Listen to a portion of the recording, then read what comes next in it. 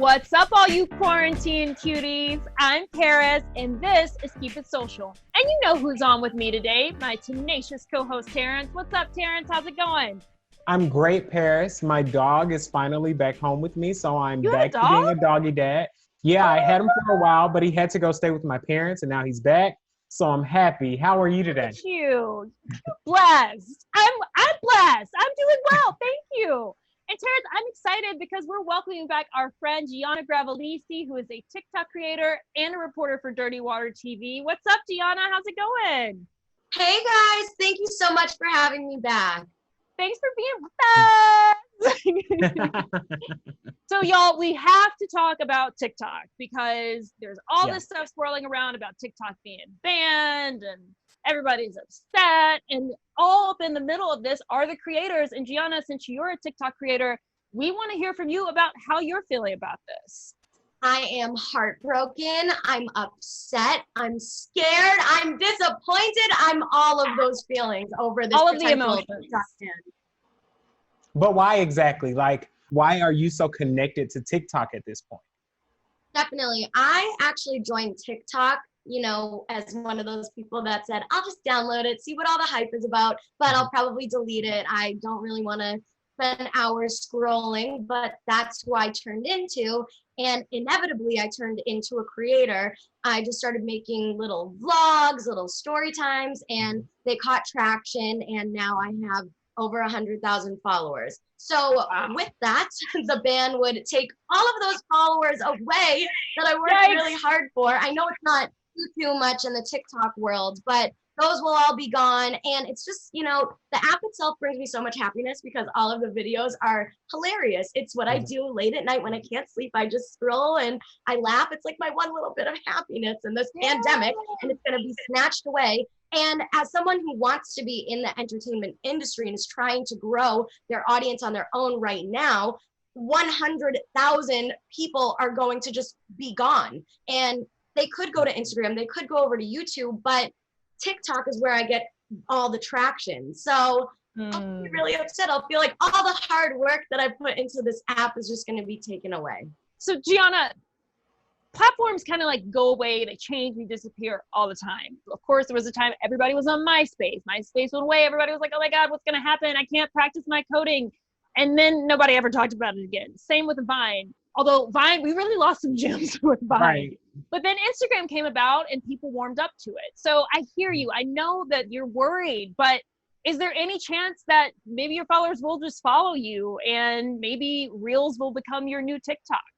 That is exactly what I'm hoping for. So for the time being, I'm trying to post my TikToks to Instagram, really promote my other forms of social media from my TikToks on all the other apps, just so I can start making the audience go. Stay ready so you don't have to get ready. A little bit.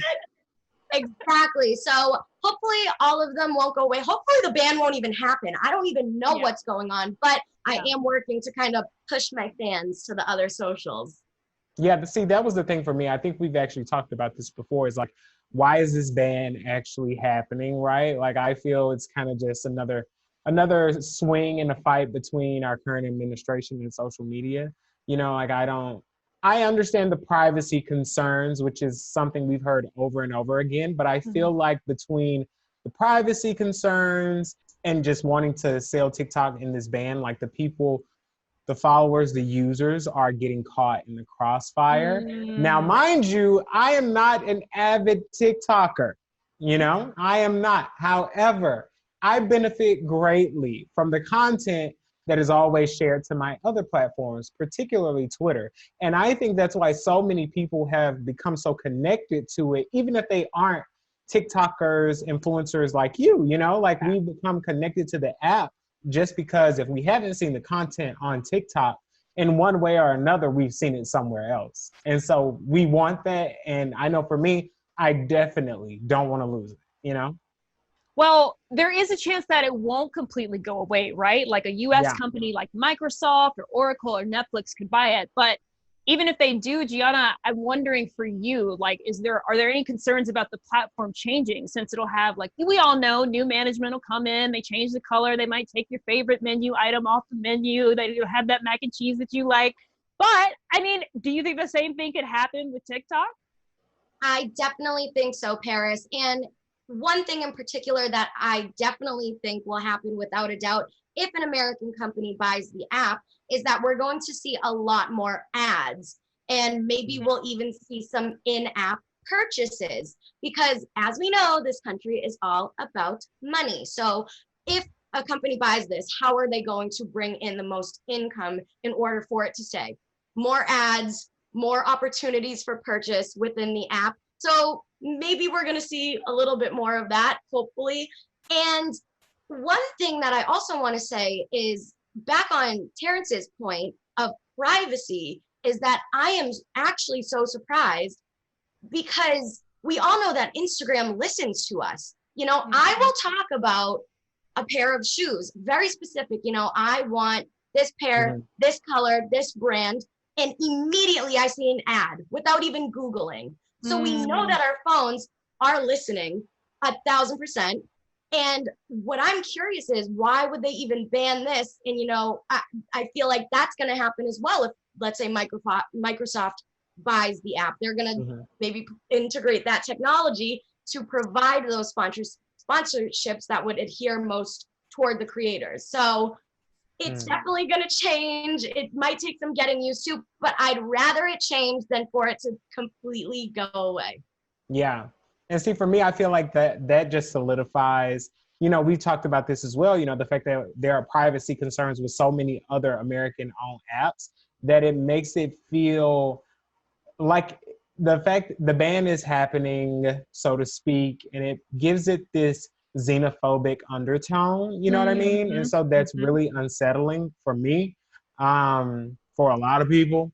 Right. And With to it your being point earlier about, you know, them changing the app to increase revenue, I think that will be horrible. And I'll tell you why. Instagram used to be a great place before we had influencers and ads and hashtag ad. you know, Hashtag like it was so much fun when Instagram first came out. You know, you didn't really care as much. You could just post and share, and that's what made Instagram so popular. And then when they started making all these changes, people, I feel, slowly started to drift away and slowly stop participating as much. And so hopefully, if an American company purchases TikTok, they don't go that route because I think it's only going to hurt them in the end, you know? Definitely.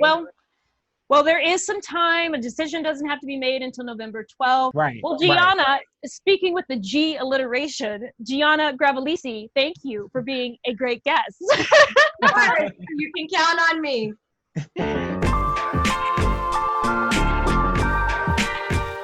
Well, that's it for us. Don't forget to like, comment, and subscribe to all our social channels. And let us know what you'd like to see on the show. We'll see you next time. And until then, Terrence and Prince, what should they do? Keep it social. Bye, friends. Bye.